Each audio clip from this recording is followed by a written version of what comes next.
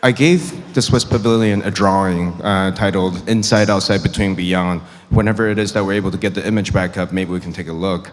The reason why I was making this drawing, Inside, Outside, Between, Beyond, was maybe an engagement to the prompt about Cedric Price, especially thinking about the Fun Palace. And I also there have an image about the grid, the diagrid that exists in the commonly seen perspectival interior of the Fun Palace. I have a particular interest in the diagonal grid, partially because if we look at the interior of CCTV in Beijing, we'll realize that the structure, the grid, the diagrid, or the trusses actually penetrate through the free plan. And as the trusses penetrate the free plan, the result is that the typical plan, as it's being repeated, becomes often interrupted by what is necessary, in other words, the grid or the structure. But because the penetration of the grid disrupts the free flow, structure, oh, cool, that's great. So here's an image of one of the pages that came out of my 2012 book, Citizens of No Place. You can go next image. And this is what I would have been talking about, especially about the abundance of grids and structures. And next. And this is the image I'm talking about when it comes to the penetration or the existence of a necessary structure that exists on an office floor. The effect of the structure existing in the middle of the office floor is that structure changes program. Now we have an abundance of acute angles existing in the section and also in the elevation, and surely this influences and informs the way that we engage openness. Next. And maybe to look at our relationship with the grid and why someone would be interested in fluid lines versus grids. And I think the idea of fluid lines versus grids is an ongoing struggle that architects have had for as long as we know, where if the calculatable or measurable pace is something that we must rely on, that's insane. What is that? Okay. But if the measurable or mathematical, absolutely irrefutable pace is interrupted by the human, and the human is saying, I am able to, make fluid lines by will.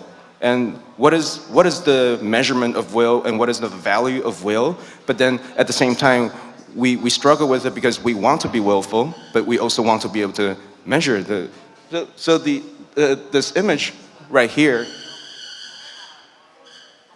Not sure if you can see the image up there.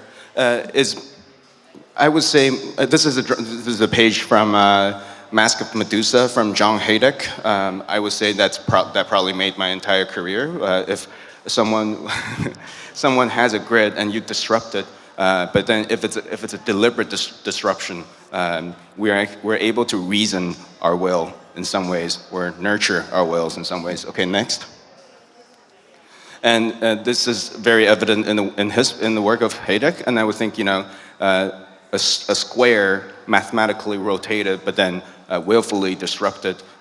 Next. Or an arena scattered with goods, with some sense of reason or lack thereof. Next. Next. So I will use this as a way to talk about the Taiwan Pavilion for the 2014 Venice Architectural Biennale. We're not here. That's also really another story in itself, because we're not recognized by Italy as a country politically, and so we cannot be in this place, which is fine. But we're out at the Palazzo della Prigioni next to Doge's Palace, and I warmly welcome all of you to come visit us. But the idea of scattering things with sense of reason or lack thereof reason is precisely what we decided to do in this this is the plan of our project, the Township of Domestic Parts, where we're creating a kind of urbanism within the interior. The figure-ground relationship really stems from thinking about the domestic unit as a possible origin of architecture. And if we take the domestic programs, we could really ask the question, did the caveman set out looking for a two-bedroom cave? Let's say the standardization and the expectation of two-bedroom houses is a really recent phenomenon, maybe I would say 150 years or so. And now that we have the highly standardized compartmentalization, the part-to-whole relationship of a domestic unit is made up of multiple components.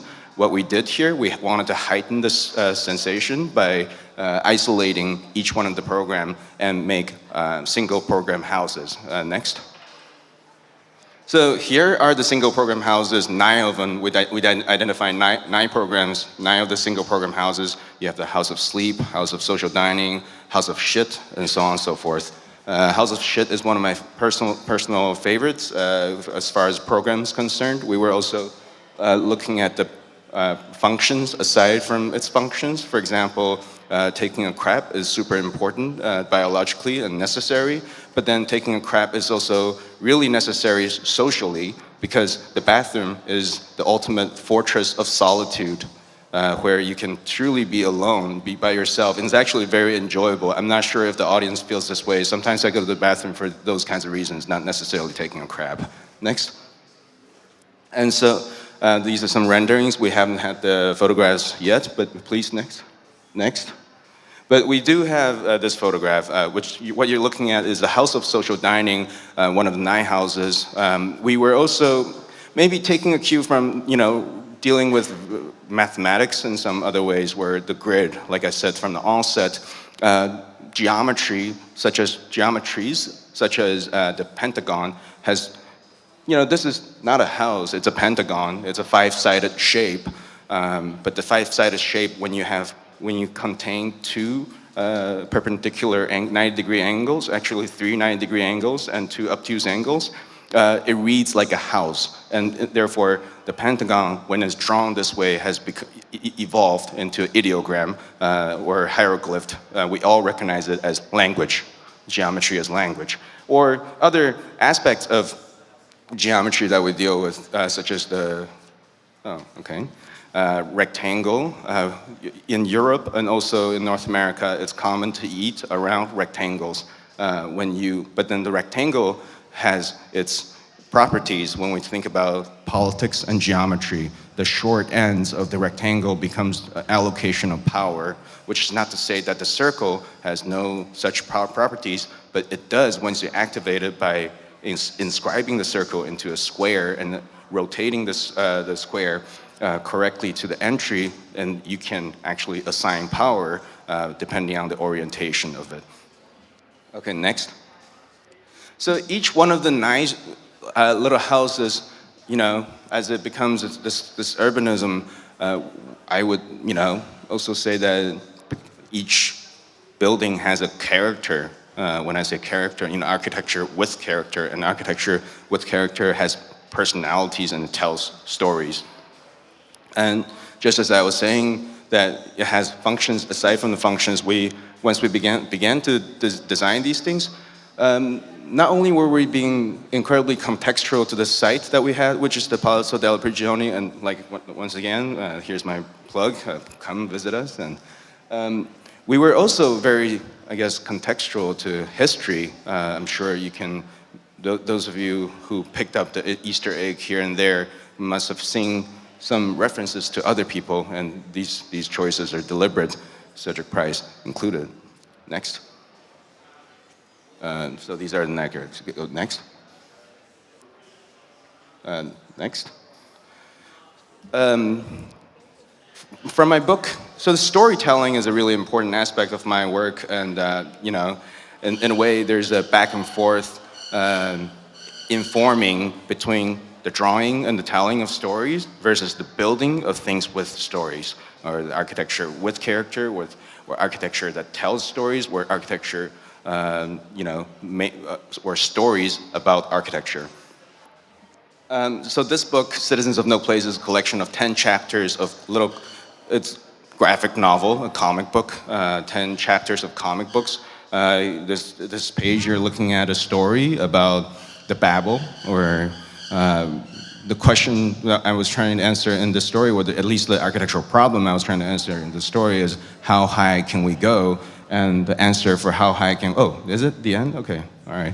Well, can we just switch to the last image? So this is my contribution to the Swiss Pavilion, the inside, outside, between, beyond. Once again, the scattering and the distribution of seemingly willful things against an actual mathematical background. Thank you very much.